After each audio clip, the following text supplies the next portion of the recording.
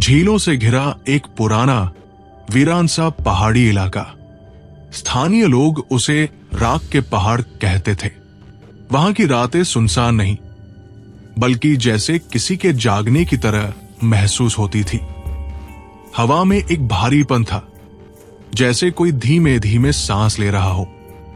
लोग कहते थे कि वहां एक अदृश्य प्राणी रहता है, नजर न आए पर महसूस हो जाए।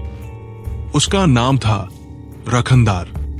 रखनदार के बारे में गांव के बूढ़े कहते, वो उस जगह की रखवाली करता है, लेकिन इंसानों से नहीं, इंसानों को किसी चीज से बचाने के लिए भी नहीं। वो बस अपनी नींद में हिलता है और जिसकी परछाई उस पर पड़ जाए उसका सब कुछ ले जाता है।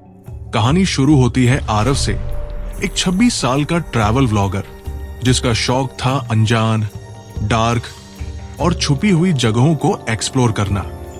वो मानता था कि दुनिया में ऐसा कुछ नहीं जो कैमरा कैद न कर सके, लेकिन उसके कैमरे ने उस रात जो कैद किया वो कोई तस्वीर नहीं थी, बल्कि मौत की दस्तक थी।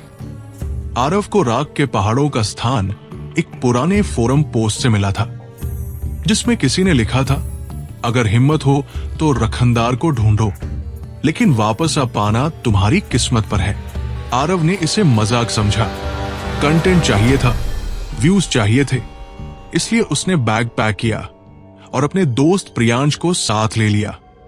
प्रियांश ज्यादा डरपोक तो नहीं था, लेकिन ऐसी जगहों पर जाना उसे पसंद नहीं था। दोनों रात में गांव पहुंचे। वहां चारों तरफ अजीब सी खामोशी थी। कुछ कुत्ते दूर से रो रहे थे, हवा बर्फ जैसी ठंडी और गांव की सड़कें बिल्कुल खाली। उन्होंने एक बुजुर्ग महिला से रास्ता पूछा। महिला ने डरते हुए कहा, पहाड़ पर मत जाना बेटा, वहां रात नहीं होती, रात जिंदा हो जाती है। आरव ने हंसकर कहा, आंटी, हम सिर्फ वीडियो शूट करके वापस आ जाएंगे। महिला ने एक पेंडेंट उसकी ओर बढ़ाया, एक छोटी सी तांबे की पट्टी जिस पर किसी अनजान भाषा में कुछ उकेरा हुआ था। इसे साथ रखना, अगर हवा पीछे से चलने लगे तो पीछे मत मुड़ना, चाहे कोई आवाज दे, चाहे कोई रोए, मुड़ना मत। आरव ने पेंडेंट ले तो लिया, लेकिन इसे अंधविश्वास समझकर बैग में फेंक दिया। रात के 11 बजे दोनों पहाड़ की ओर बढ़े। दूर से ही पहाड़ काला दिखाई देता था। कोई पेड़ नहीं, कोई हरियाली नहीं, बस राख जैसी मिट्टी और सूखी हवा। पहाड़ी के पास पहुंचते ही प्रियांश बोला, यार, ये जगह कुछ ठीक नहीं लग रही। आरव ने उसे चुप कराया, डर मत, बस फुटेज लेनी है, थोड़ी देर में वापस। उन्होंने ड्रोन उड़ाया। ड्रोन ऊपर गया और अचानक स्क्रीन ब्लैक हो गई। सिर्फ एक आवाज रिकॉर्ड हुई। कौन? वो आवाज इतनी भारी, इतनी गहरी, जैसे जमीन खुद बोल उठी हो। प्रियांश घबरा गया। आरव बोला, शायद सिग्नल चला गया होगा। वे आगे बढ़े। धरती पर किसी बड़े जानवर के पैर जैसे निशान दिखाई दे रहे थे, पर अजीब बात यह थी कि हर निशान के बीच दूरी 10 से 12 फीट की थी, जैसे कोई विशाल चीज एक ही छलांग में इतनी दूरी तय कर रही हो। वे आगे बढ़ते गए। हवा धीरे धीरे ठंडी नहीं, बल्कि बर्फ जैसी हो चुकी थी। चारों तरफ सन्नाटा, और इसी सन्नाटे में अचानक कहीं दूर से रोने की आवाज आई। वो आवाज इंसानी नहीं लग रही थी, लेकिन इतनी दर्दनाक कि दिल अंदर तक कांप जाए। प्रियांश बोला, मुझे लग रहा है कोई मुसीबत में है। आरव कैमरा उठाकर बोला, चल देखते हैं। आवाज के पीछे वे पहाड़ के भीतर एक पुराने खंडहर तक पहुंचे। वहां टूटी दीवारों से हवा गुजर रही थी, जिससे ऐसी आवाजें निकल रही थी जैसे कोई फुसफुसा रहा हो। अचानक रोना बंद हो गया और तुरंत ही उनके पीछे किसी के चलने की आवाज, धीमी, भारी, मानो जमीन दब रही हो। प्रियांश ने डरकर कहा, सुन, पीछे कोई है। आरव ने वीडियो रिकॉर्ड करते हुए पीछे मुड़ने की कोशिश की। तभी उसे याद आया, महिला ने कहा था पीछे मत मुड़ना। उसका दिल जोर से धड़कने लगा। लेकिन प्रियांश ने कहा, मैं देखता हूं, और वो मुड़ गया। जैसे ही प्रियांश पीछे मुड़ा, हवा एकदम ठहर गई, उसकी सांस अटक गई, चेहरा सफेद पड़ गया। आरव ने कांपते हुए पूछा, क्या देखा? प्रियांश की आवाज टूटती हुई निकली, आरव, वो इंसान नहीं। आरव ने फिर भी नहीं मुड़ा, लेकिन उसे अपने पीछे एक बहुत भारी सांस लेने की आवाज सुनाई दे रही थी, जैसे कोई बहुत करीब खड़ा हो। अचानक प्रियांश जोर से चीखा और जमीन पर गिर पड़ा। आरव हिम्मत करके उसके कंधे पकड़कर बोला, क्या हुआ? प्रियांश कांपते हुए बोला, उसके चेहरे पर नाक नहीं थी, आंखें नहीं, बस एक जलती हुई राख की तरह गड्ढे, और उसके शरीर पर राख उड़ रही थी, जैसे वो खुद राख से बना हो। आरव डर गया, पर फिर भी मुड़ा नहीं। पर उसके पीछे खड़ी चीज अब धीरे धीरे पास आ रही थी। उसके कदम नहीं थे, बस जमीन पर गिरती राख की आवाज। चलते चलते वो आवाज बिल्कुल आरव के पीछे आकर रुक गई। अब हवा उसके कान को छू रही थी, और अचानक एक बहुत धीमी आवाज आई, कौन? मेरी नींद में आया। आरव के पैर जम गए। उसके खुले कैमरे पर अचानक कुछ रिकॉर्ड होने लगा।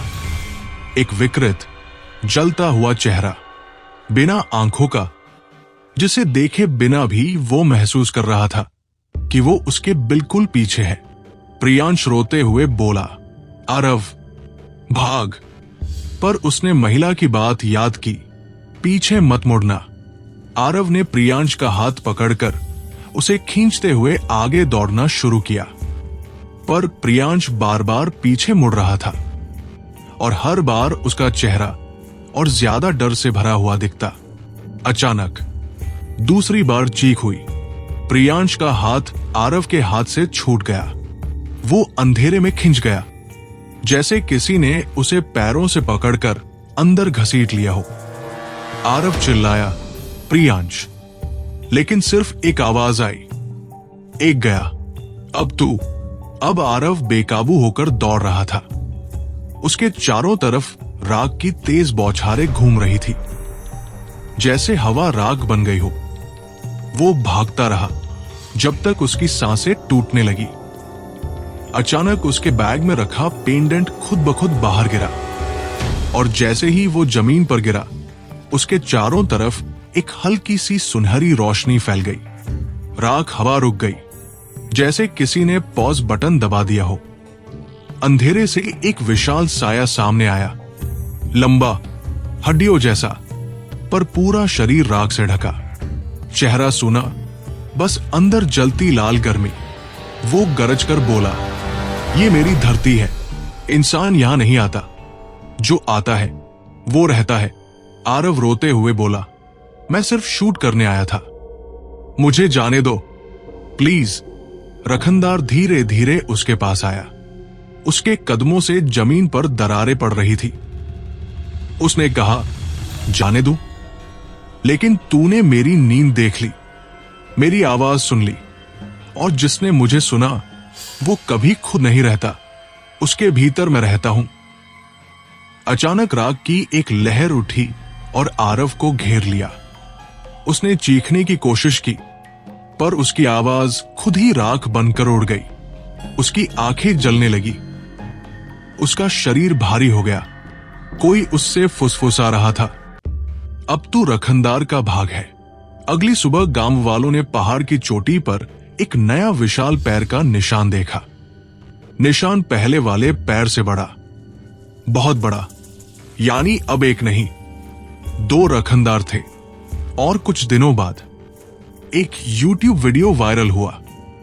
वीडियो का आखिरी फ्रेम दिखाता है आरव की आंखें काली, राख उड़ती हुई। वो कैमरे की तरफ देखता है और धीमे से कहता है, कौन? पहाड़ों के ऊपर उस सुबह की हवा असामान्य थी। गांव वाले खिड़कियों से बाहर झांक रहे थे। चारों तरफ बारीक राख धीरे धीरे उड़ रही थी, जैसे पहाड़ ने कोई रहस्य उगल दिया हो। पर किसी को पता नहीं था कि राख सिर्फ हवा नहीं, वह दो ऐसे सायों का संकेत थी जो अब इंसानी दुनिया में नहीं बल्कि इंसानी दुनिया के साथ रहते थे।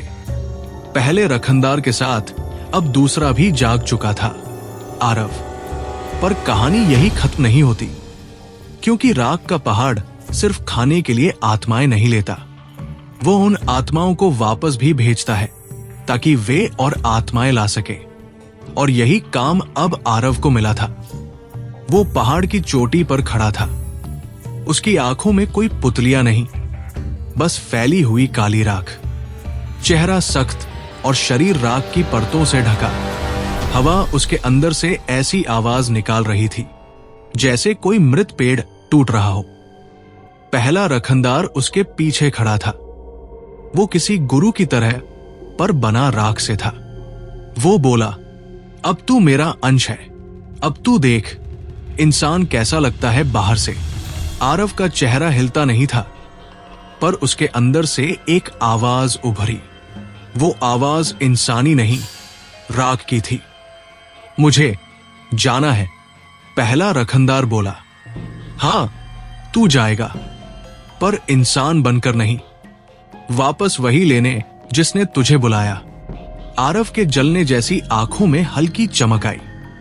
उसने धीमे से कहा, किसने? रखनदार बोला, जिसने तेरी वीडियो देखी, जिसने तेरी आवाज सुनी, जिसने तुझसे डर महसूस किया। अब उसका डर हमारा रास्ता होगा। यह सच था, क्योंकि जिस रात आरव गायब हुआ उसी रात उसकी कैमरा फुटेज अपने आप अपलोड हो गई।